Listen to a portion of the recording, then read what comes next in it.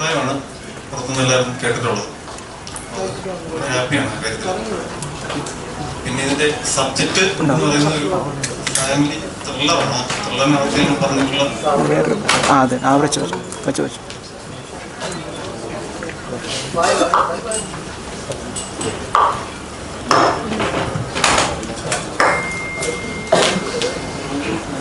അപ്പൊ ഒരു ഫാമിലി ത്രില്ലറാണ്. അപ്പൊ ത്രില്ലറിൽ ഞങ്ങളൊരു ഫിസിക്കൽ പ്രോബ്ലമാണ് അതിനകത്ത് കൂടുതൽ ചർച്ച ചെയ്തിരിക്കുന്നത്. അതായത് ലെസാർസ് എഫക്റ്റ് അല്ലെങ്കിൽ ഓട്ടോ റീസസ്റ്റേഷൻ എന്ന് പറയപ്പെടുന്ന ഒരു സംഭവത്തെ പറ്റിയിട്ടാണ് സ്റ്റോറി കൂടുതലും വന്നിരിക്കുന്നത്. അതായത് ഒരു മനുഷ്യന്റെ ബ്രീത്ത് കുറച്ച് മണിക്കൂറത്തിൽ നിന്ന് പോയാൽ എന്തായിരിക്കും സംഭവിക്കുക?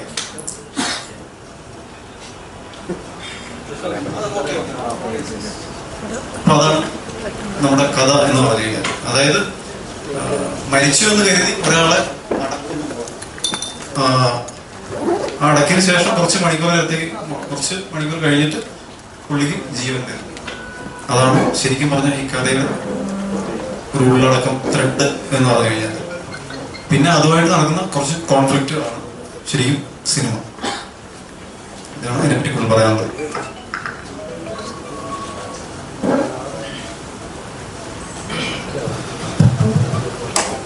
ചോദ്യങ്ങളുണ്ടെങ്കിൽ ചോദിക്കാം.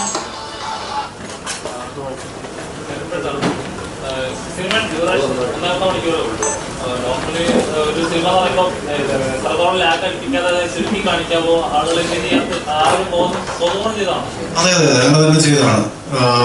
1 മണിക്കൂർ 40 മിനിറ്റാണ് മൂവി. നമ്മളങ്ങനെ വളരെ ക്രിസ്പാക്കി ചെയ്തിരിക്കുന്നതാണ്. അങ്ങനൊരു സബ്ജക്ട് നമ്മൾ അധികം ആരും കൈവച്ചിട്ടുള്ള ഒരു സംഭവത്തെ പറ്റി ഇങ്ങനെ പോയി അന്വേഷിച്ച് അങ്ങനെ ഒരു സാധനം ഉണ്ടാക്കിയതാണ്. അത് പിന്നെ നമ്മുടെ സൊസൈറ്റിയിൽ ഒരുപാട് സംഭവങ്ങൾ ഇങ്ങനെ കേട്ടിട്ടുണ്ട്. പിന്നെ സിനിമ ചെയ്ത് കഴിഞ്ഞും റിലീസിലേക്ക് എത്തുന്നതിനിടയിൽ ഇപ്പൊ കേരളത്തിനും പുറത്തുമൊക്കെ ഇങ്ങനെ മരിച്ചതിന് ശേഷം അടക്കാൻ കൊണ്ടുപോകുന്ന സമയത്ത് പലർക്കും ജീവൻ വന്നതും തിരിച്ചു വന്നതൊക്കെയുള്ള കഥകളൊക്കെ നമ്മൾ കേൾക്കുകയുണ്ടായി മീഡിയ വഴിയും ന്യൂസ് വഴിയൊക്കെ. അപ്പം അതൊക്കെ അതിനൊരു കാരണമാണ്. ഇതിനു മുമ്പും ഇങ്ങനെയുള്ള കഥകളെ പറ്റി ഞാൻ കേട്ടിരുന്നു. എങ്ങനെ ന്യൂസ് ഓൾറെഡി എല്ലാ ന്യൂസും ഞാൻ വായിക്കുന്നതാണ്. അപ്പൊ അങ്ങനെ എപ്പോഴും ഒരു വായിച്ച ന്യൂസ് ഇങ്ങനെ മനസ്സിൽ കിടന്നതാവാം ഇങ്ങനെ എഴുതാനുണ്ടായ കാരണം. പിന്നെ നമ്മുടെ നാട്ടിൻപുറത്ത് അങ്ങനെ ഒരു ഇഷ്യൂ വന്നു കഴിഞ്ഞാൽ എന്തായിരിക്കും സംഭവിക്കുക എന്നുള്ളതിൽ നിന്നാണ് ഇങ്ങനെ ഒരു തോട്ടിലേക്ക് വന്നത്. സിനിമ കണ്ടപ്പോഴേ ഈ വിഷയത്തിനേക്കാൾ ഉപരി എനിക്ക് ഇതിൽ മതത്തിന്റെ പൊളിറ്റിക്സ് ഒരു പ്രൈമറി സബ്ജക്റ്റ് ആയിട്ട് തോന്നി. അപ്പൊ ഇതില് മതത്തിന്റെ കുറെ നാരോ ആയിട്ടുള്ള പെർസ്പെക്റ്റീവ്സിനെ നല്ല രീതിക്ക് ഞാൻ ഇതിൽ വിമർശിക്കുന്നുണ്ട്. അപ്പൊ അത്തരം കാര്യങ്ങളിലോട്ടുള്ള ഒരു പറയാനുള്ള ഒരു പ്രചോദനം. മതം ഇല്ലാതെ നമ്മുടെ സൊസൈറ്റിയിൽ കുറച്ച് പാടാണ് മുമ്പോട്ട് പോകാനായിട്ട്.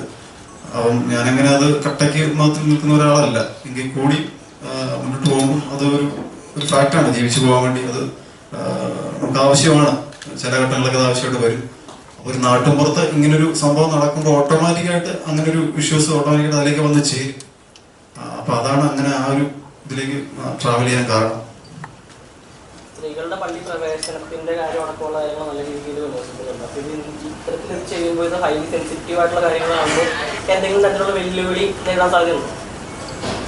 ഇപ്പൊ നമ്മള് ഏത് സിനിമ പറഞ്ഞു കഴിഞ്ഞാലും അതിനകത്ത് എവിടെയെങ്കിലുമൊക്കെ ഒരു പൊളിറ്റിക്സ് കടന്നു വരും. അത് ചർച്ച ചെയ്യപ്പെടാം. മിക്ക സിനിമകളിലുമൊക്കെ അത് സ്വാഭാവികമായിട്ടും കടന്നു വരാറുണ്ടെന്ന് ഉത്തരം പറയാറുള്ളതാണ്.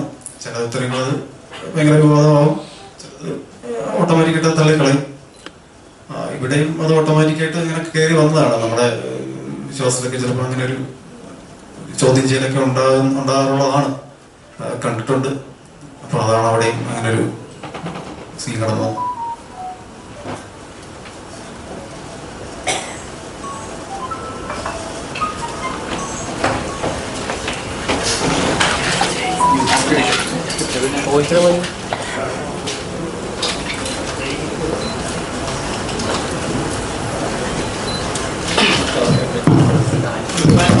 വളരെയധികം യുവതാരങ്ങളിൽ വളരെയധികം ശ്രദ്ധയപ്പെടുന്ന ഒരു ആക്ടറാണ് താങ്കൾ.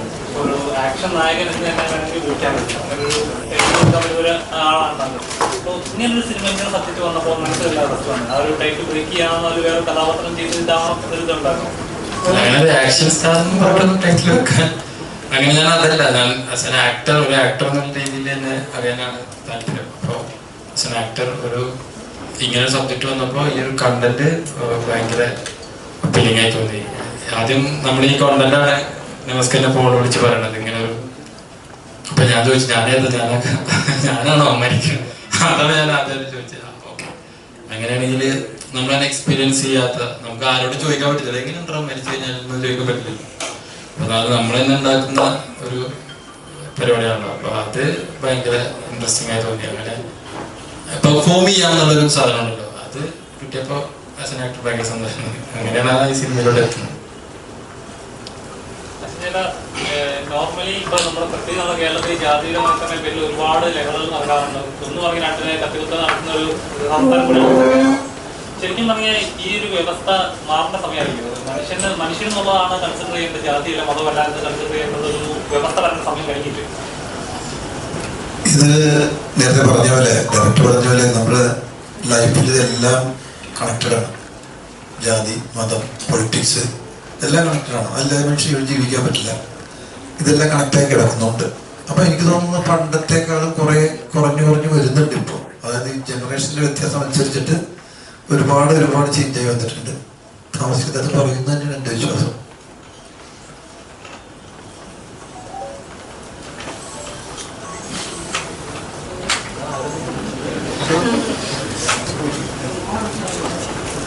എല്ലാവരും സിനിമ കണ്ടോ? അല്ല, കണ്ടവരുണ്ടോ? കണ്ടവരോട് ഞാൻ ചോദിക്കട്ടെ, നിങ്ങളാണ് ഞാൻ ചോദിക്കട്ടെ, സിനിമ എങ്ങനെയുണ്ട്? പടം നല്ല അത് മതി. ലുക്മാൻ സാറിന്റെ ഖബറിനുള്ളിലുള്ള ഷൂട്ട് ചെയ്തില്ലേ, എക്സ്പീരിയൻസ് ഒക്കെ നോർമൽ ആയിട്ടുള്ള കാര്യം. അത് ആക്ച്വലി എനിക്കത് ഞങ്ങളത് വേറൊരു സംസാരിച്ചുള്ളൂ. അതങ്ങനെ സെറ്റ് ഇട്ട് അങ്ങനെ നമ്മൾ കവർ വേറെ തന്നെയാണ് ഷൂട്ട് ചെയ്തത്. അപ്പോൾ കവർ ഷൂട്ട് ചെയ്യുമ്പോൾ എനിക്ക് മെന്റലി കുറച്ച് പ്രശ്നങ്ങളുണ്ടായി. കാണുമ്പോൾ നമുക്ക് മൈൻഡിനും നമ്മളെ ഫുൾ മൂടി അകത്ത് വെക്കുമ്പോഴും ഞാൻ 2-3 പ്രാവശ്യം പെട്ടെന്ന് ടെൻഷൻ അടിച്ച് എനിക്ക് അങ്ങനെയൊക്കെ ഉണ്ടായി. പക്ഷെ ഞാൻ കുറച്ച് കഴിഞ്ഞപ്പോൾ ഞാൻ കവർ എൻജോയ് ചെയ്ത് തുടങ്ങി. മനുഷ്യന്മാർ അങ്ങനെയാണ്, എവിടെ ചെന്നാലും അവർ സിറ്റുവേഷൻ അനുസരിച്ച് എൻജോയ് ചെയ്യും. നമ്മളൊക്കെ മരിച്ചു കഴിഞ്ഞാൽ ചിലപ്പോൾ നമ്മൾ എൻജോയ് ചെയ്യും. അപ്പോൾ അത് നല്ല എക്സ്പീരിയൻസ് ആയിരുന്നു. ഭയങ്കര പിന്നെ പെർഫോം ചെയ്യുക എന്നുള്ളതൊക്കെ ഭയങ്കര സന്തോഷം. ബറീഡ് എന്ന് പറഞ്ഞിട്ടൊരു സിനിമയുണ്ട്. ബറീഡ് എന്ന് പറഞ്ഞ സിനിമ ഇതുപോലെ പൊളിറ്റിക്സ് ഒക്കെ പറയുന്നതാണ്. നിങ്ങൾ അത് ഇൻഫ്ലുവൻസ് ചെയ്തിട്ടുണ്ടോ? ഞാൻ നേരത്തെ കണ്ടിട്ടുണ്ട്. ഞങ്ങളത് ഇത് ഫസ്റ്റ് സബ്ജക്ട് സംസാരിച്ചപ്പോൾ നമ്മൾ ബറീഡിനെ കുറിച്ച് സംസാരിച്ചാലും ബറീഡ് എനിക്കൊന്ന് കംപ്ലീറ്റ് ഇതിന്റെ അകത്താണ് ടോട്ടലി സിനിമ മൊത്തം ക്ലൈമാക്സിന് മൊത്തം. അത് പിന്നെ കുറച്ച് അവരെ കയ്യിൽ ടോർച്ച് കുറച്ച് അങ്ങനെ സാധനങ്ങളൊക്കെ ഉണ്ട്. അതും രണ്ടാണ്. പക്ഷെ എനിക്ക് തോന്നുന്നു ഇങ്ങനെ നമ്മൾ അടുത്തൊന്നും ഇങ്ങനത്തെ ഒരു സബ്ജക്ട് ചർച്ച ചെയ്തിട്ടില്ല എന്നുള്ള ഈ കണ്ടന്റ് തന്നെയാണ് നമ്മളെ എക്സൈറ്റ് ചെയ്യിച്ചത്. ഈ മഞ്ഞുമൽ ബോയ്സിൽ ഈ കുഴി പോയിട്ട് ആളതിന്റെ അകത്ത് കുറെ നേരം ഉണ്ടല്ലോ, ആ സിനിമ വന്നപ്പോ നിങ്ങൾക്ക് പേടിയുണ്ടായിരുന്നു ഇത് ഇങ്ങനെ സംഭവിക്കുന്ന ഒരു മറ്റേ ആ ഫാസിന്റെ ഒരു സിനിമ അതിന് മുമ്പ് തുടങ്ങിയതാണോ അതിന്റെ ഷൂട്ട്? അല്ലല്ല, മഞ്ഞുമല്ല് ഷൂട്ട് നടക്കും നമ്മുടെ കഴിഞ്ഞു. ഒരുപോലെ കുറച്ച് ആളുകൾ ചിന്തിക്കുന്ന പോലെ തോന്നുകയും നിങ്ങളുടെ പ്രൊജക്ട് എന്തെങ്കിലും ബുദ്ധിമുട്ട് വരികയും ചെയ്തോ? ഒരുപോലെ ചിന്തിക്കുന്ന ആൾക്കാരെ കണ്ടിട്ടുണ്ട്. പക്ഷെ ഒരേ സാധനം 10 രീതിയിലായിരിക്കാം വരിക എന്നുള്ളതാണ്. അപ്പൊ അതെനിക്ക് ഭയം ഉണ്ടായിരുന്നെങ്കിൽ കൂടി നമ്മുടേതായ ഒരു വ്യത്യസ്തത ഉണ്ടാവും എന്നറിയാമായിരുന്നു.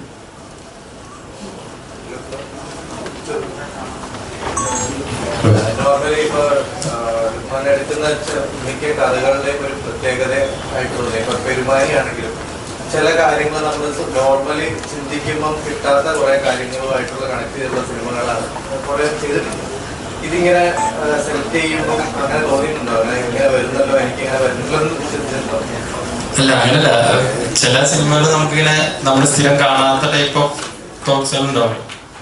ഭയങ്കര നോർമലി നമുക്കെല്ലാം നമ്മൾ ഫസ്റ്റ് തോട്ടി വരുന്നതല്ലാത്ത തോട്ട്സുകൾ കേൾക്കുമ്പോൾ നമുക്ക് ഭയങ്കര ഇൻട്രസ്റ്റിംഗ് ആയിട്ട് തോന്നാറുണ്ട്.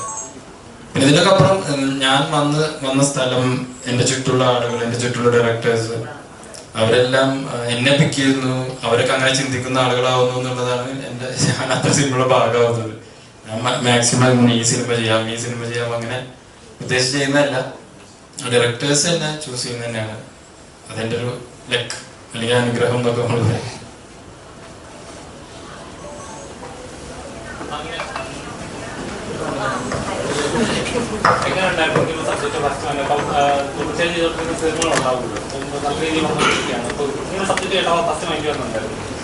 എനിക്ക് ശരിക്കും ആദ്യം ഞാൻ ഓഡിഷൻ വഴിയാണ് ഈ പടത്തിലേക്ക് വന്നത്. അപ്പൊ എനിക്ക് ഫസ്റ്റ് ഇതിനെ കുറിച്ച് സബ്ജക്റ്റിന്റെ കാര്യം എനിക്ക് അറിയത്തില്ലായിരുന്നു.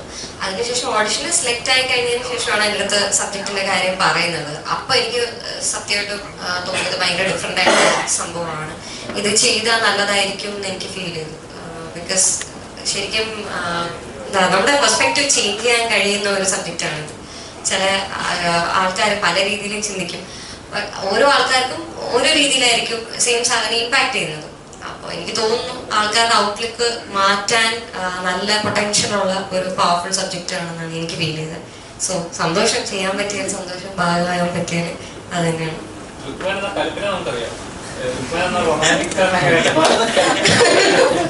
റൊമാൻറ്റിക് സ്റ്റാർ ഭയങ്കര റൊമാൻറ്റിക് ആയിരുന്നു. ആദ്യം കുറച്ച് പാടായിരുന്നു. എൻ്റെ അടുത്ത് ഇങ്ങനെ പറയുന്നുണ്ടായിരുന്നു, ഞാൻ ആകെ സുലേഖ മനസ്സിലാണ് ഇച്ചിരി, അതിലും റൊമാൻസ് ഒന്നും അധികം ഇല്ല, എന്നിട്ട് ഞാൻ അതാണ് ചെയ്തത്, അതിനുശേഷം ഞാൻ റൊമാൻസ് ഒന്നും അങ്ങനെ ചെയ്തിട്ടില്ല എന്നൊക്കെ പറഞ്ഞാൽ എൻ്റെ അടുത്ത് ആദ്യം ഫസ്റ്റ് നമ്മള് അങ്ങോട്ടും കൂടി ജസ്റ്റ് നോക്കിയിരിക്കുന്ന സീനായിരുന്നു. അപ്പൊ എൻ്റെ അടുത്ത് അത് ഓർക്കുന്നുണ്ടോന്ന് അറിയത്തില്ല.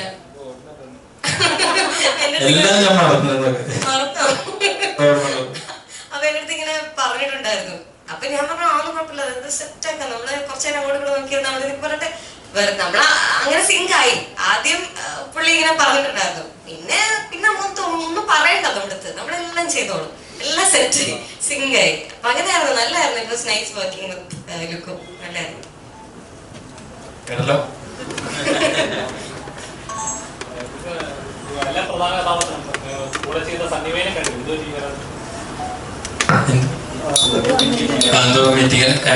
ഇന്നലെ വരെ പ്രൊമോഷൻ ഉണ്ടായിരുന്നു, ലേറ്റ് നൈറ്റ് പ്രൊമോഷൻസ് ഉണ്ടായിരുന്നു. പക്ഷെ ഇന്നത്തെ മീറ്റിംഗ് ഉണ്ട്. പിന്നെ എന്താ നമ്മളെല്ലാം പറയുമ്പോഴേ ഈ സിനിമ കണ്ടവർക്ക് അറിയാം, ഈ സിനിമ ആക്ടേഴ്സ് എന്നൊക്കെ തന്നെ ഉപരി ഇതിന്റെ ടെക്നിക്കൽ സൈഡ് ഭയങ്കര സപ്പോർട്ടീവായിട്ട് വേണ്ട സിനിമയാണ്. ഇതിന്റെ DOP, ക്രൈം DOP ഇവിടെ ഉണ്ട്. അതിനാണ് ചീഫ് പ്രേമേട്ടുണ്ട്, ഞങ്ങളുടെ കോസ്റ്റ്യൂം മഞ്ജുഷ, എല്ലാവരും നമ്മുടെ മേക്കർ രഞ്ജിത്ത്. അങ്ങനെ ഇതെന്താ പറയുക, ഇത് നമ്മളങ്ങനെ കുറച്ച് മണ്ണും കുറച്ച് മണ്ണോട് ചേർന്നിട്ടുള്ള സിനിമയാണ് നമ്മുടെ. അപ്പൊ അതുകൊണ്ട് തന്നെ വല്ലാതെ മണ്ണോട് ചേർന്നിട്ടുള്ള സിനിമയാണ്. അപ്പൊ എല്ലാ ഇത്രയും ആർട്ടിസ്റ്റുകൾ, ഇത്രയും നമ്മൾ ജൂനിയർ ആർട്ടിസ്റ്റ് എന്നൊക്കെ പറയുന്ന പോലെ ഇതിലെല്ലാവരും ആർട്ടിസ്റ്റ് ആയിരുന്നു. ഇത്രയും ആർട്ടിസ്റ്റിന് ഭയങ്കര സ്ക്രീൻ സ്പേസ് ഉള്ള, അപ്പൊ എല്ലാവരും നല്ല രീതിയിൽ പ്ലേസ് ചെയ്തിട്ടുണ്ട്. അപ്പൊ എല്ലാ ഡിപ്പാർട്ട്മെന്റും ഭയങ്കരമായിട്ട് ഇതില് കോപ്പറേറ്റ് ചെയ്തിട്ടുണ്ട്. തന്നെയാണ് ഇതിന്റെ പ്രൊഡക്ഷൻ, എല്ലാ സൈഡും. അപ്പൊ അവരെ ഈ സമയത്ത് ഞാൻ ഓർക്കുന്ന എല്ലാവരും ഇവിടെ ഉണ്ട്. എനിക്ക് തോന്നുന്നു എല്ലാവരും ഇവിടെ ഇരിക്കാൻ പറ്റാത്തൊരു സിറ്റുവേഷൻ അവരോട് ആണ് എല്ലാവരും കൊണ്ട് മാറുന്നത്. അപ്പൊ എല്ലാവരും അതാണ് പറയാം. ഈ ലുക്മാൻ്റെ കൂടെ കൂടിയൊക്കെയാണ് പുതിയ ലുക്കൊക്കെ വന്നിട്ടുണ്ട്. പിള്ളേരുടെ കൂടെ പുതിയ ലുക്കാ, അതാണ് ലുക്മാനോട് കൂടിയത്. എങ്ങനെയുണ്ട് ഈ പിള്ളേരെ? പുതിയ സെറ്റപ്പ് പിള്ളേര് സൂപ്പർ അല്ലേ? അല്ല എന്റെ മോനും പെടും. മോനാണോ കോസ്റ്റ്യൂം ഒക്കെ റെഡി ആക്കുന്നത്? മോനും മോളും വൈഫും എല്ലാരും ഉണ്ട്, മരുമോളും എല്ലാരും കൂടിയാണ്. അവരാണ് ഡിസൈൻ ചെയ്യുന്നത്. അവര് ഞങ്ങൾ എന്റെ കോസ്റ്റ്യൂമേഴ്സ്. ഈ പിള്ളേരോട് അഭിനയിക്കുമ്പോ എങ്ങനെയുണ്ട്? നമ്മുടെ കട്ടക്ക് പിടിച്ചിരിക്കാൻ പറ്റുമോ ലുക്മാനോടെ കൂടെ? നമുക്ക് മേലെയാണ് അതിന്. ചില സംഭവങ്ങളൊക്കെ പൊടിച്ചു എല്ലാരും. ഇവരൊക്കെ നന്നായിട്ട് അഭിനയിച്ചു, വൈഫായിട്ട് അഭിനയിച്ചു, എല്ലാരും നന്നായിട്ട് അഭിനയിച്ചു. ഇതില് കുറെ പേരുണ്ട്, എല്ലാരും ഇവിടെ നിൽപ്പുണ്ട്. ഇതിൽ ഞങ്ങൾക്ക് ജൂനിയർ ആർട്ടിസ്റ്റ് തന്നെ ആരുമില്ല. കാരണം അവരെ സ്പേസിലെല്ലാം ആർട്ടിസ്റ്റുകളായിരുന്നു. രാവിലെ വരുമ്പോ ഒരു 10-50 പേരിങ്ങനെ വരും ഒരു ബസ്സിൽ, ഞങ്ങളും വരും. എന്നിട്ട് ആ കോസ്റ്റ്യൂം എടുത്തിട്ട് ക്യാരക്ടേഴ്സാണ് എല്ലാവരും. അവരെല്ലാവരും ഒരു വട്ടം കൂടി സംസാരിക്കും. അപ്പൊ റെഡി എന്ന അസോസിയേറ്റ് സേതു അല്ലെങ്കിൽ പ്രേമന പറയാൻ നേരത്തെ എല്ലാം ചാടി എഴുന്നിട്ട് പിന്നെ അവിടെ എല്ലാവരും അവശനാവും. സിറ്റുവേഷൻ അതാണല്ലോ. പിന്നെ ഡയലോഗും കാര്യങ്ങളൊക്കെ ഒന്ന് പിന്നെ വന്നിരിക്കുമ്പോൾ തമാശ പറഞ്ഞിങ്ങനെ ഇരിക്കും. എന്നിട്ട് ഇത് ഡിസ്കസ് ചെയ്യണം. കൂടുതലും എടുത്ത സീനിനെ കുറിച്ചും ഷോട്ടിനെ കുറിച്ചും ഒക്കെ ഡിസ്കസ് ചെയ്തിട്ടാണ്. അപ്പൊ ആർക്കും ഇതിനെ കുറിച്ചിട്ട് നമ്മൾ ചെയ്ത് ഓക്കെ എന്ന് പറയുന്ന പരിപാടിയില്ല.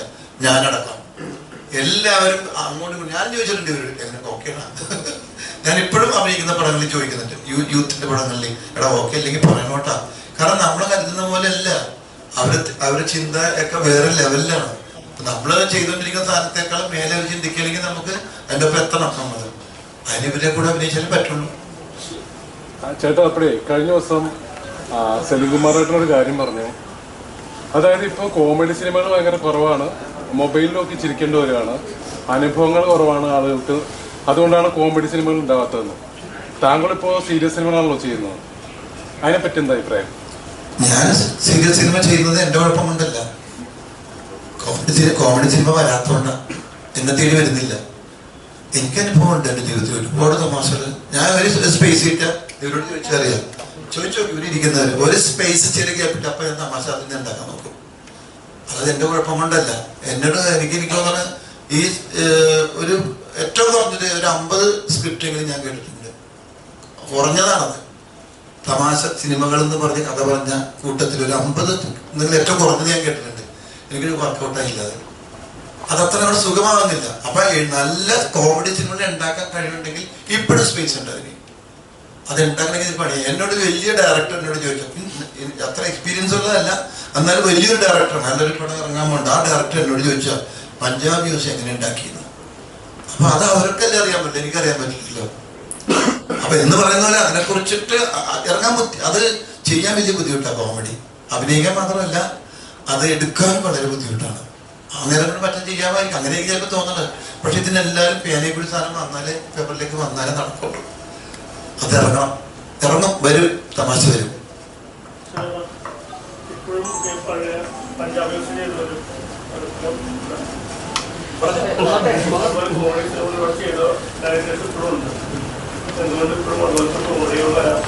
അതുപോലത്തെ കോമഡി ഇനി വേണ്ടല്ലോ.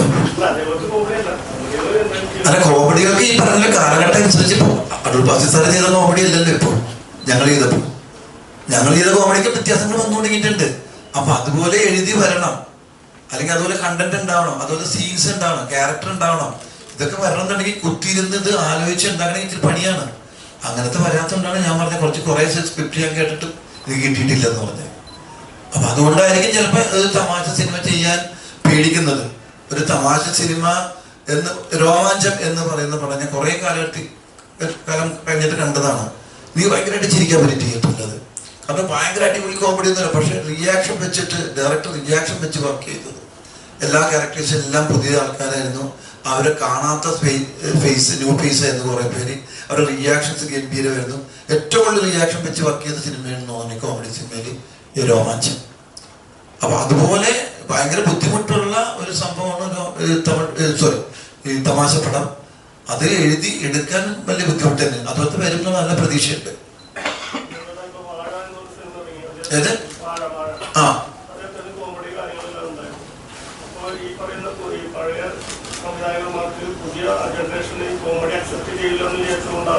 ഇല്ല, അങ്ങനെയൊന്നുമില്ല. പഞ്ചാബിലെ ക്യാരക്ടർ ഇപ്പോഴും കണ്ടാലും ആ കോമഡി തന്നെയാണ് വർക്കൗട്ടാവുന്നത്. പുതിയ ഡയറക്ഷനൊക്കെ പോയി പുതിയ ജനറേഷനിലെ ആളുകൾ അതിനെ അക്സെപ്റ്റ് ചെയ്യുന്നത് പേടികൊണ്ടാണോ? അല്ല, അങ്ങനെ പേടിയൊന്നുമില്ലല്ലോ ഇതിന്. അതാണ് ചെയ്തെടുക്കാൻ നേരത്തെ ഉണ്ടാകുന്നൊരു ബുദ്ധിമുട്ടില്ലേ? അതായത് ചിലപ്പോ പേപ്പറിലുണ്ടാവും. ഞങ്ങളല്ല, എനിക്ക് കിട്ടിയാലല്ലേ ചെയ്യാൻ പറ്റുള്ളൂ. എനിക്ക് പേപ്പറിൽ എഴുതി എനിക്ക് തന്നിട്ടൊരു സിനിമ വന്നാലല്ലേ എനിക്ക് ചെയ്യാൻ പറ്റുള്ളൂ. നമ്മൾ അതുമേലെ ഇപ്പൊ പഞ്ചാബി ഹൗസിലെ രമണൻ എന്ന് പറയുന്ന ക്യാരക്ടർ എനിക്ക് കിട്ടി, അതിന്റെ ഭാഗ്യമാണ്. പഞ്ചാബി ഹൗസിൽ സിനിമ ആദ്യം തലയിൽ ഉദിക്കുന്നത് റാഫി മക്കാടിന്റെ ബ്രെയിനിലാണ്. അവർ രണ്ടുപേരും കൂടിയാണ് രമണൻ ഉണ്ടാക്കിയത്, മലയാളിനെ ഉണ്ടാക്കിയത്, ഉണ്ണീനെ ഉണ്ടാക്കിയത്, പഞ്ചാബികൾ ഉണ്ടാക്കിയതൊക്കെ അവരാണ്. അവർ ഞങ്ങളുടെ ശരീരത്തിൽ പോസ്റ്റ് ചെയ്തത്. അപ്പൊ അങ്ങനെ ഉണ്ടാക്കാൻ ഒരാൾ വേണം, അല്ലെങ്കിൽ 2 പേര് വേണം. അതുണ്ടാവട്ടെ, അതുണ്ടാവും. നല്ല സിനിമ ഉണ്ടാവും, നല്ല തമാശപ്പടങ്ങൾ ഉണ്ടാവും. ഫിറ്റാണത്. വളരെ ഇപ്പോൾ ഓരോ കഥാപാത്രം ചെയ്യുമ്പോൾ അപ്പ കഥാപാത്രം ചെയ്യുമ്പോഴും തുടങ്ങിയ ടൈപ്പ് കാസ്റ്റ് പോലെ കുറച്ച് ഇമോഷണൽ കഥാപാത്രങ്ങളാണ്. എപ്പോഴും തോന്നിയിട്ടുണ്ടോ ടൈപ്പ് കാസ്റ്റ് ചെയ്യപ്പെടുന്നത് ആണെന്ന് തോന്നിയിട്ടുണ്ടോ? ഇല്ല, എനിക്കിങ്ങനെ തോന്നിയിട്ടില്ല. പ്രത്യേകിച്ച് ബേസ് സിനിമയുടെ കാര്യം നോക്കുകയാണെന്നുണ്ടെങ്കിൽ ഇത് പറഞ്ഞല്ലോ, അതിന്റെ കഥ പറഞ്ഞല്ലോ, നമുക്ക് അവിടെ ഇമോഷണൽ ആയേ പറ്റുള്ളൂ. പിന്നെ നമ്മളിപ്പോ സമൂഹത്തിൽ നോക്കുകയാണെങ്കിൽ തന്നെ ഞാൻ പറഞ്ഞിട്ടുള്ളൊരു കാര്യം കൂടിയാണ്, ഒരേ ടൈപ്പ് കഥാപാത്രങ്ങളാണെങ്കിലും ഒരേ ടൈപ്പ് കഥാപാത്രങ്ങൾ നമ്മൾ കാണുന്നുണ്ടാവും നമ്മുടെ ഡെയിലി ലൈഫിൽ. പക്ഷെ ആ കഥാപാത്രങ്ങളൊക്കെ തന്നെ ഡിഫറെൻ്റ് ആണ്. ഒരാളുമായിട്ട് സാമ്യം ഉണ്ടാവില്ല. അപ്പോൾ അതുപോലുള്ള ക്യാരക്ടേഴ്സ് നമുക്ക് ചെയ്യുന്നതിന് കുറച്ചുകൂടെ റിസ്ക് ഉണ്ടെന്ന് എനിക്ക് തോന്നിയിട്ടുണ്ട്. നമ്മൾ ഒരിക്കൽ ചെയ്ത ക്യാരക്ടർ അതേപോലെ ഒരു ക്യാരക്ടർ മറ്റൊരു സിനിമയിൽ നമുക്ക് ഒരിക്കലും ചെയ്യാൻ പറ്റില്ല. അപ്പൊ ആ ഒരു ഡിഫറൻസ് കൊണ്ടുവരാൻ ശ്രമിക്കുന്നതാണ് കുറച്ച് റിസ്ക് എന്ന് തോന്നിയിട്ട് എനിക്കിഷ്ടമാണ്. ഞാൻ അങ്ങനെ ടൈപ്പ് കാസ്റ്റ് ചെയ്യപ്പെടുന്നതായിട്ടുള്ള രീതിയിൽ ചിന്തിച്ചിട്ടുണ്ട്. Thank you. ഡയറക്ടറോടാണ് ഈ സിനിമയിൽ ഒരുപാട് ആദ്യം പറഞ്ഞ ഒരുപാട് ആർട്ടിസ്റ്റുകൾ ഉണ്ടല്ലോ, ഇവരെല്ലാവരെയും ഓഡിഷൻ ചെയ്തെടുത്താണ്. എങ്ങനെയായിരുന്നു ആ പ്രോസസ്? എങ്ങനെയായിരുന്നു? എനിക്കൊന്നൊരു 90% ഓഡിഷൻ ആയിരുന്നു. ബാക്കി നമ്മുടെ ഫ്രണ്ട് സർക്കുലേഷനുള്ള കുറേ കാലങ്ങളായിട്ട് പെർഫോം ചെയ്യാൻ നമ്മുടെ കൂടെ തന്നെ ട്രാവൽ ചെയ്യുന്ന കുറേ ആളുകളുണ്ടായിരുന്നു. അവരൊക്കെ തന്നെയാണ് ബാക്കി ഓഡിഷനിൽ വന്നവരാണ്.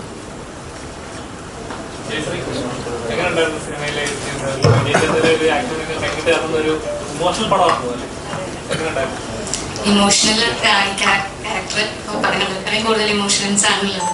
അപ്പൊ ഇമോഷൻസ് ആണെങ്കിലും ഇതുവരെ നമ്മൾ കാണാത്ത സിറ്റുവേഷൻസ് ആണ്. നേരത്തെ പറഞ്ഞ പോലെ കവറിൽ കിടക്കുന്നത് നമ്മൾ അനുഭവിച്ചിട്ടില്ല എന്ന് പറഞ്ഞ പോലെ നമ്മുടെ സ്വന്തം ഒരാൾ മരിക്കുമ്പോഴുള്ള ആ ഇമോഷൻസ് കാര്യങ്ങളൊക്കെ. അപ്പോൾ അത് ആ നേരത്ത് ആ സിറ്റുവേഷനെ ഇങ്ങനെ പെർഫോം ചെയ്യണം, അല്ലെങ്കിൽ ആ നേരത്തെ ഇങ്ങനെ വേണം എന്നുള്ളതൊക്കെ ആയിരുന്നു ഇതിൻ്റെ എക്സൈറ്റ് ചെയ്തത്. അതുപോലെ നേരത്തെ പറഞ്ഞ പോലെ ഒരു സ്റ്റേറ്റ്മെന്റ് പറയുന്നുണ്ട് സ്ത്രീകൾ കവറിലേക്ക്, അതിലെ ആ ഒരു ക്യാരക്ടർ ഒരാളാണ് ഞാൻ എന്നുള്ളത് എനിക്ക് സന്തോഷമുണ്ട്. അങ്ങനത്തെ ഒരു ക്യാരക്ടർ ചെയ്യാൻ പറ്റിയതെന്നുള്ളത്, അത് ചർച്ച ആവട്ടെ അല്ലെങ്കിൽ സംസാരം ആവട്ടെ, അങ്ങനെ ഒരു സ്റ്റേറ്റ്മെന്റുള്ള ക്യാരക്ടർ ചെയ്യാൻ പറ്റും. അതൊക്കെ ആയിരുന്നു എക്സൈറ്റ്മെന്റ്. കഥ പറഞ്ഞപ്പോൾ ഈ കോൺവെന്റും അതുപോലെ എൻ്റെ ക്യാരക്ടർ എത്രത്തോളം ഇമ്പോർട്ടൻ്റ് ആണ് അല്ലെങ്കിൽ ഒരു കാര്യം സംസാരിക്കുന്നുണ്ട് എന്നുള്ളതിൻ്റെ ഒരു എക്സൈറ്റ്മെന്റ് ഉണ്ടായിരുന്നു. അത് തിയേറ്ററിൽ വന്നപ്പോൾ വർക്കൗട്ട് ആവുന്നുണ്ട് എന്ന് മനസ്സിലായ സന്തോഷം. ചെയ്യുന്ന ഓരോ കഥാപാത്രങ്ങളുടെ ഇമ്പോർട്ടൻസ് എപ്പോഴും സ്ക്രീനിൽ ഫീൽ ചെയ്യുന്ന ഒരു ആക്ടർ സാറാണ്. എന്നാൽ ശരിക്കും ജോലി ചെയ്യുന്ന ആക്ട്രസിനെ മലയാള സിനിമ എക്സ്പ്ലോർ ചെയ്തിട്ടില്ല എന്ന് വിശ്വസിക്കുന്നുണ്ടോ?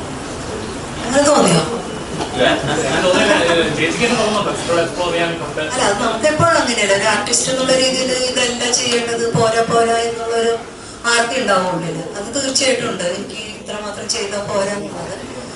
പിന്നെ ഈ പറഞ്ഞ പോലെ നമുക്ക് അതിനുള്ള സമയവും കാലത്ത് വരും എന്നുള്ള പ്രതീക്ഷയിൽ പോകാനല്ലേ പറ്റും. സിനിമയെ കുറിച്ച് സിനിമ എങ്ങനെയുണ്ടായിരുന്നു? പറഞ്ഞതുപോലെ സിനിമയിലുടനീളം കഥകൾ പറഞ്ഞു പോകുന്നുണ്ട്. ഗവൺമെന്റിന്റെ ഇപ്പൊ നമുക്ക് സ്റ്റെക്കായി പോകുന്ന ഒരു നിമിഷം എന്ന് പറയുന്നത് കളക്ടറിന്റെ അടം വരെ എത്തിയിട്ട് സ്റ്റെക്കായി പോകുന്നത് കളക്ടർ തന്നെ ഒരു മതത്തിന്റെ അടിസ്ഥാനത്തിലാണ്.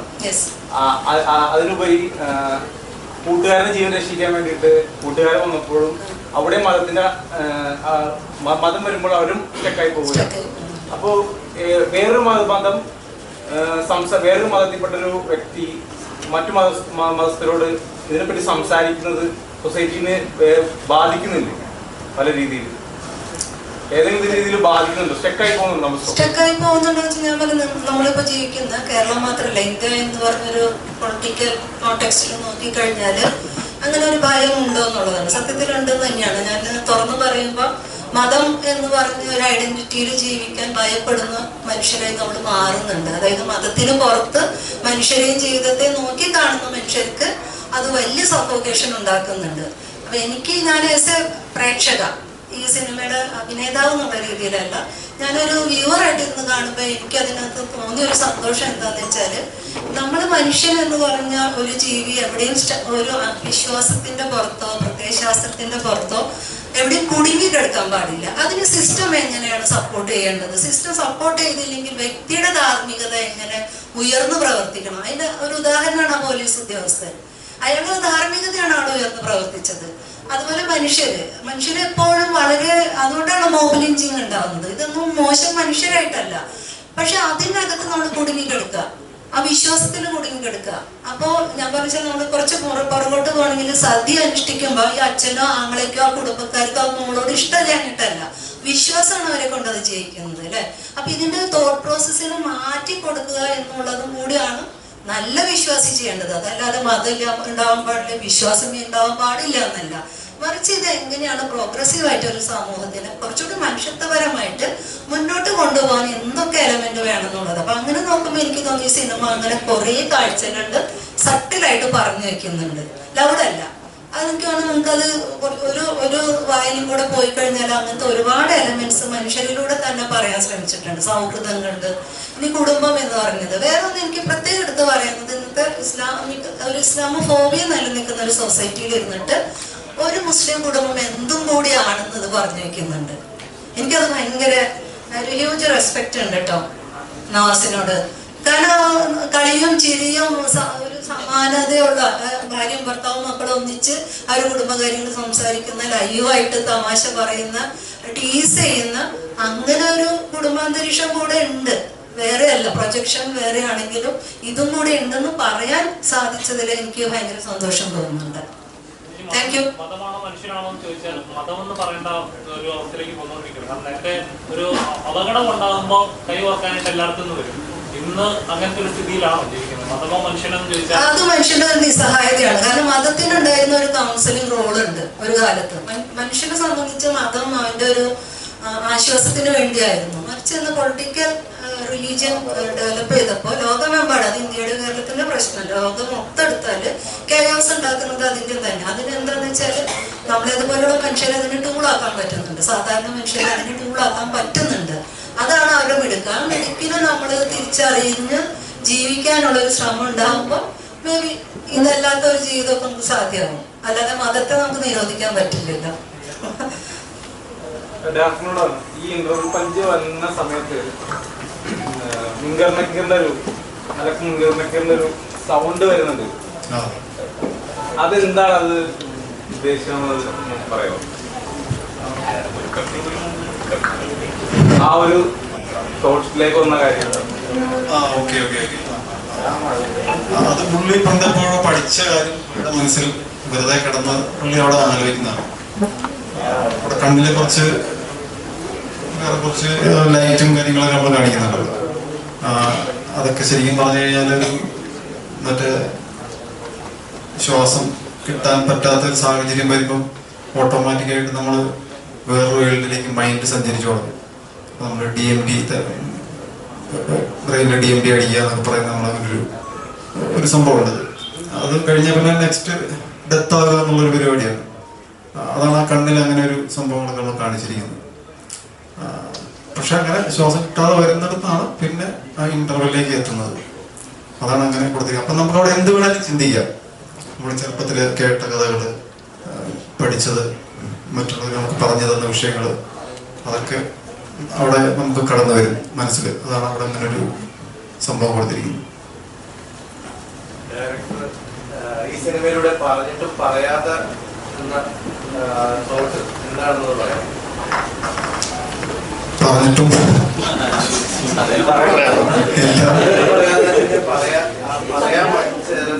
പറയാൻ പഠിച്ച കുറെ വിഷയങ്ങൾ അതിനകത്ത് കുറച്ച് സംഭവങ്ങൾ പ്ലാൻ ചെയ്തിരുന്നു. ഉള്ളിൽ കണ്ടതല്ലാതെ കണ്ടായിരുന്നോ മൂവി? കണ്ടല്ല. പറഞ്ഞുകൊണ്ട് ഞാൻ ചോദിച്ചതാണ്. കാരണം ഇങ്ങനെയുള്ള വിഷയം കൈകാര്യം ചെയ്യുമ്പോൾ എല്ലാം പിടിച്ചത് കൊണ്ടുവരാൻ നമുക്ക് സാധിക്കുന്നില്ല. ഇന്നത്തെ സമൂഹത്തിൽ നമ്മൾ ഒരു പരിധിവരെ ഒരു ഭയപ്പാടെന്ന് തന്നെ പറയാം. അപ്പൊ അതിനെ എങ്ങനെയാണ് ആ പറയാത്ത കാര്യം എന്തെങ്കിലും ഇപ്പൊ പറയാൻ തോന്നുന്നുണ്ട്? ഇല്ല, പറയാത്ത കാര്യങ്ങൾ അങ്ങനെ കുറെ ഉണ്ടായിരുന്നു. നമ്മളെ ഉള്ളിലുള്ള കുറെ വിഷയങ്ങളൊക്കെ നമ്മൾ ഉണ്ടാക്കിയിരുന്നു ആദ്യം. അതെ, അവിടെ ഒരു ഗോഡ് വരുന്നതും എഞ്ചിൻ വരുന്നതും പിന്നെ അതൊക്കെ നമ്മളത് കട്ട് ചെയ്ത്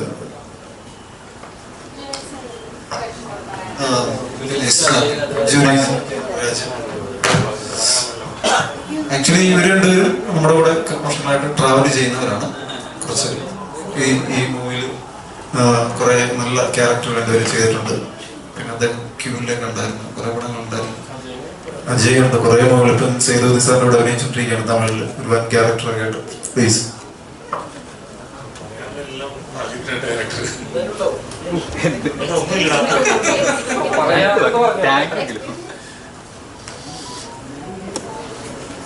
അല്ല, പ്രതീക്ഷയൊന്നും അല്ല പടം. എന്നോട് സ്ക്രിപ്റ്റ് പടം പ്ലാൻ ചെയ്തതിന് മുന്നേ തന്നെ ഒരുപാട് വർഷങ്ങൾക്ക് മുന്നേ സംസാരിച്ച പരിപാടിയാണ്. പ്ലാൻ ചെയ്തതിന് മുന്നേ ആയിട്ട്. അപ്പൊ ആ ടൈമിൽ പ്രതീക്ഷിക്കുന്ന ഒരു പരിപാടിയുണ്ട്. ഷൂട്ട് ചെയ്യുമ്പോഴും ഒക്കെയാണ് ഖബറിലേക്ക് പോവാൻ. അപ്പൊ ബാക്കി എന്താ സിനിമ എന്നാണ് ആദ്യമായിട്ട് ബുക്ക് ചെയ്ത സാധനം. അതാണ് ഞാൻ ആദ്യം ഈ ഡയറക്ടറോട് ചോദിച്ചത്. അതാണ് ഈ സിനിമ. അതിൻ്റെ ശേഷം എന്ത് സംഭവിക്കുന്നു എന്നുള്ളതിൻ്റെ ഒരു ഉത്തരമാണ് ഈ സിനിമ. അതിൽ തീർച്ചയായിട്ടും നേരത്തെ ഡയറക്ടർ പറഞ്ഞ പോലെ അതിൽ ഒരു നാട്ടിൻപുറത്ത് വെച്ച് അങ്ങനെ ഒരു കഥ നടക്കുമ്പോൾ ആ നാട്ടിൻപുറത്തിന്റെ എല്ലാ എലമെന്റും വരും, അതിൽ മതവും വരും. അത് ഓരോരുത്തരുടെ പെർസ്പെക്റ്റീവാണ് നമ്മൾ എങ്ങനെ അതിനെ വായിക്കണം. ഇപ്പൊ ഒരു ഉദാഹരണം പറഞ്ഞാൽ, ഇപ്പൊ ബ്രോന്റെ വീട്ടുകാര് എന്തെങ്കിലും ഒരു ബ്രോയ്ക്ക് പിടിക്കാത്ത എന്തെങ്കിലും ഒരു സ്വഭാവം കാണിച്ചാൽ ബ്രോ ചീത്ത പറയല്ലോ, അല്ലെങ്കിൽ വിഷമം പറയല്ലോ, അങ്ങനെയല്ല ചെയ്യേണ്ടതെന്ന് പറയല്ലോ. ആണല്ലോ. അത് നമ്മൾ എന്ത് പറഞ്ഞാലും നമുക്ക് അവരോട് ഇഷ്ടം ഇല്ലാത്തതുകൊണ്ടല്ലല്ലോ നമ്മൾ പറയണേ. അത് തന്നെയാണ് ഈ സിനിമ. ഇതില് നമ്മൾ ഒരു മതത്തിനെതിരെ നമ്മൾ മോശപരമായിട്ട് ഒന്നും നമ്മൾ പറയുന്നില്ല. അത് ഇഷ്ടമല്ലാത്തതുകൊണ്ട് ഒന്നും പറയുന്നില്ല. ഇപ്പൊ ഞാൻ ആ സിനിമയിൽ മോശമായിട്ട് അഭിനയിച്ചപ്പോ നവാസ്ക എന്നോട് പറഞ്ഞു, എടാ എന്തുകൊണ്ടാ നീ ചെയ്യുന്നേ എന്ന് എന്നോട് ചോദിച്ചു. അതെന്നെ ഇഷ്ടമല്ലാത്തത് കൊണ്ടല്ല, എന്നോടുള്ള സ്നേഹം കൊണ്ടാണ്. എന്തോ ഒരു പ്രശ്നം ഉണ്ടെങ്കിൽ അത് മാറണം എന്നുള്ളതുകൊണ്ടാണ്. അപ്പൊ ആ ഒരു മാറ്റത്തിന്റെ കാര്യം കൂടിയാണ് നമ്മൾ സംസാരിക്കുന്നത്. അത് ഒരു മതത്തിന്റെ മാത്രമല്ല, എല്ലാ മതത്തിലും എല്ലാ ജീവിത സാഹചര്യങ്ങളിൽ അതുണ്ടാവും. അത് സ്നേഹം കൊണ്ട് മാത്രമാണ് അത് സംസാരിക്കുന്നത് എന്നുള്ളതാണ്. ഇനി എന്തെങ്കിലും ചോദ്യങ്ങളുണ്ടോ? ഏറെ എക്സ്പെക്ടോടെ കത്തിക്കുന്ന ഒരു സിനിമയാണ് ആലപ്പുഴ. ആലപ്പുഴ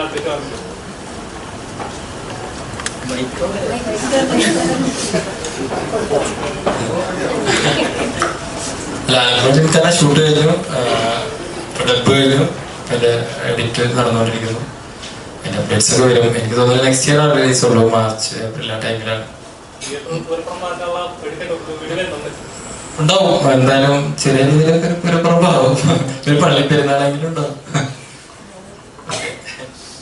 പിന്നെ കാലിദ് റഹ്മാന്റെ പടമാണ്, അതാണ് ഇതിന്റെ ഹൈലൈറ്റ്.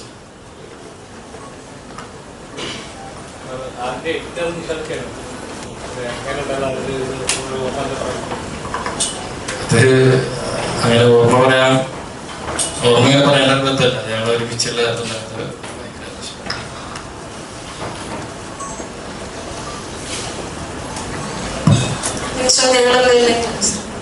ഓക്കെ. അപ്പൊ എല്ലാവർക്കും നന്ദി.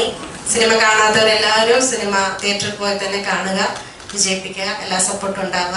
Thank you. അപ്പൊ ഇതിന് വന്ന എല്ലാവരോടും സന്തോഷം. താങ്ക് യു, നന്ദിയുണ്ട്. കാണാത്തവരൊക്കെ സിനിമ കാണോട്ടെ. നിങ്ങളിത് പ്രൊമോഷൻ മാത്രം ചെയ്ത പോലെ നിങ്ങൾ സിനിമ കണ്ടിട്ട് നിങ്ങളുടെ അഭിപ്രായം കൂടി പറയണം. നമ്മൾ ഒരുമിച്ച് മുന്നോട്ട് പോകണം. അതായത് നിങ്ങൾ ഇതുവരെ കണ്ടിട്ടില്ലാത്ത ഒരു വേൾഡ് നിങ്ങൾക്ക് ഇതിനകത്ത് കുറച്ച് നേരത്തേക്ക് കാണാനുണ്ട്. ധൈര്യമായിട്ട് നിങ്ങൾക്ക് കാണാം, നഷ്ടം ഉണ്ടാവില്ല. സംസാരിച്ച കാര്യങ്ങൾ തന്നെ നല്ലൊരു വ്യത്യസ്തമുള്ള ഒരു സിനിമ കാണാൻ പറ്റും. സാധാരണ കണ്ടിരിക്കുന്നതിൽ നിന്നും വളരെ വ്യത്യസ്തമാണ് സിനിമ. പിന്നെ ഇതില് പ്രത്യേകത എന്ന് പറയുന്നത് നല്ല പാട്ടുകളുണ്ട്, റൊമാൻസ് ഉണ്ട്, അത്യാവശ്യം നാടൻ ഫൈറ്റുകളുണ്ട്, സസ്പെൻസ് ഉണ്ട്. നല്ല രീതിയിൽ പറയുന്ന ഒരു ഗ്രാമത്തിൽ നടക്കുന്ന ഒരു കഥയാണ്. അല്പം കുറച്ച് കൂടുതൽ ഇമോഷൻ ഉണ്ടെന്ന് മാത്രമല്ല, നല്ല സിനിമയായിരിക്കും. കണ്ടവര് എല്ലാവരോടും പറയുക, നല്ല സിനിമയാണെങ്കിൽ നല്ല സിനിമയാണെന്ന് തന്നെ പറയണം. നിങ്ങളുടെ സപ്പോർട്ടാണ് ഏത് പടത്തിൻ്റെ എനിക്ക് ഞങ്ങൾക്കും അങ്ങനെ തന്നെയാണ്. നിങ്ങൾ ചോദ്യം ചോദിച്ചത് തന്നെ ചോദ്യം ചോദിക്കാനുള്ള രീതിയിലുള്ള ഒരു എലമെന്റ് നമ്മുടെ മൂവിയിലുണ്ട് എന്നുള്ളതാണ് പുറത്തേക്ക് വന്നിരിക്കുന്ന ഒരു കാര്യം. അതറിയുമ്പോൾ തന്നെ സന്തോഷമുണ്ട്. കാരണം ഒരുപാട് സ്ട്രഗിൾ ചെയ്തെടുത്തൊരു കാലഘട്ടമാണ് ഞങ്ങൾ ഈ പടത്തിന് വേണ്ടിയിട്ട്. ഇത് വരുമ്പോൾ കൂടുതൽ പേരും ഈ സിനിമ കണ്ടിട്ടില്ല, തിയേറ്ററിൽ വന്നിട്ടാണ് ഇതൊന്ന് കാണുന്നത്. അത്രയധികം എക്സ്പെക്ടേഷനോടുകൂടി ആൻസൈറ്റിയോടുകൂടിയാണ് ഞങ്ങൾ പലരും വന്നത്. കണ്ടപ്പോൾ വളരെ സന്തോഷം തോന്നി. കാരണം അന്നെടുത്ത കുറച്ച് സ്ട്രഗിളുകൾ പല സീനുകളിലും അത് നമ്മൾ വിചാരിച്ചതിനപ്പുറത്തേക്ക് വന്നു. പിന്നെ എടുത്തു പറയേണ്ടത് നേരത്തെ പറഞ്ഞതുപോലെ തന്നെ സിനിമാറ്റോഗ്രാഫി ഒന്നും പറയാനില്ല. റഹീം വളരെ ഭംഗിയായിട്ട്, റഹീം ഇവിടെ ഉണ്ട്, റഹീം അതുപോലെ തന്നെ മ്യൂസിക് ഇഫ്തി എന്ത് ഭംഗിയായിട്ടാണ് ചെയ്തേക്കുന്നത്.